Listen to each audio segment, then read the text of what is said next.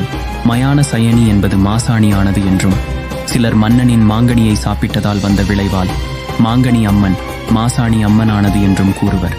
இந்த அம்மனை தொழுபவர்களுக்கு பில்லி சூனியம், மாதவிடாய் கோளாறு உள்ளவர்கள், பேய் பிசாசு பிடித்திருப்பவர்கள் ஒருமுறை மாசாணி அம்மன் கோயில் சென்று வணங்கிவிட்டு வந்தால் அத்தனை பீடைகளும் நோய்களும் துன்பங்களும் நீங்கும் என்றும் மாசாணி அம்மன் வரலாறு கூறுகிறது.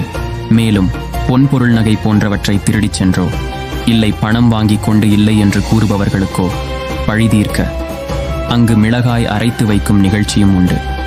அங்கு உள்ள ஆட்டுக்கல்லில் மிளகாயை அரைத்து வைத்து 3 மாதம் வரை காத்திருந்தால் எடுத்தவர்கள் பணத்தை திருப்பிக் கொண்டு வந்து கொடுத்து விடுவார்கள். இல்லை, துரோகம் செய்தவர்கள் வந்து மன்னிப்பு கேட்டு விடுவார்கள். அவ்வாறு கேட்கவில்லை என்றால் அவர்கள் உடல் மிளகாய் தேய்த்தது போல் எரியும் என்ற நம்பிக்கை உள்ளது. அவ்வாறே அவர்களது கோரிக்கை நிறைவேறியவுடன் அம்மனுக்கு மீண்டும் பாலபிஷேகம், இளநீர் போன்றவற்றை செய்து அம்மனை குளிர்ச்சி செய்ய வேண்டும். எனக்கு தெரிந்தே சிலர் பல வருடம் குழந்தை இல்லாமல் மாசாணி அம்மன் கோவில் சென்று வந்த பிறகு குழந்தை பாக்கியம் பெற்றுள்ளனர்.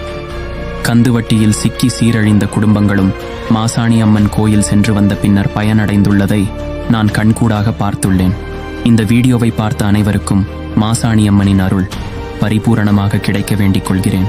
இன்னும் இந்த மாதிரி நம் குலதெய்வங்களோட வரலாற்ற சினிமேட்டிக் ஸ்டோரியா வீடியோ போடுற பிளான் இருக்கு. உங்களோட கருத்துக்களை அல்லது உங்களுடைய அனுபவங்களை கமெண்ட் செக்ஷன்ல தெரியப்படுத்துங்க. உங்களோட சப்போர்ட்டை என்னோட சேனலுக்கு சப்ஸ்கிரைப் பண்ணியும், இந்த வீடியோவுக்கு லைக் பண்ணியும், கமெண்ட் பண்ணியும், இந்த வீடியோவை உங்களோட ஃப்ரெண்ட்ஸ் அண்ட் ஃபேமிலி கூட ஷேர் பண்ணியும் தெரியப்படுத்துங்க. இன்னும் இது போன்ற பல வீடியோக்களுக்கு மௌனமதிலுடன் இணைந்திருங்கள். நன்றி.